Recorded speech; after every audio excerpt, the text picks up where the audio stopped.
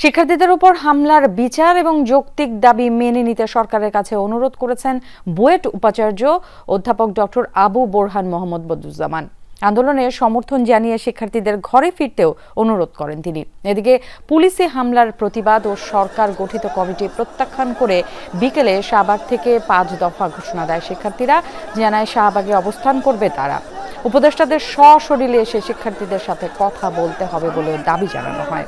শিক্ষার্থীরা বলেন, পুলিশ দিয়ে আন্দোলন বন্ধ করা যাবে না।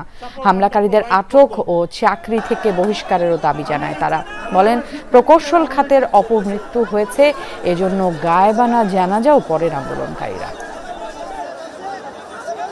অনতিবিলম্বে বিশ্ববিদ্যালয়ের শিক্ষক প্রতিনিধি সহ প্রকৌশল অধিকার আন্দোলনের স্টেক হোল্ডারদের সাথে নিয়ে কমিটি সংস্কার করে পেশকৃত 3 দফা দাবিকে দ্রুততম সময়ের মধ্যে মেনে নির্বাহী আদেশের মাধ্যমে প্রজ্ঞাপন জারি করতে হবে। তাদেরকে আমরা অনুরোধ করেছি ছাত্রদের সাথে যথাযথভাবে বসে এটার সমাধান করার আশু ব্যবস্থা নেন এবং যারা এইভাবে নির্মমভাবে আমার শিক্ষার্থীদের উপর আঘাত হেনেছে তাদের শাস্তির ব্যবস্থা করেন।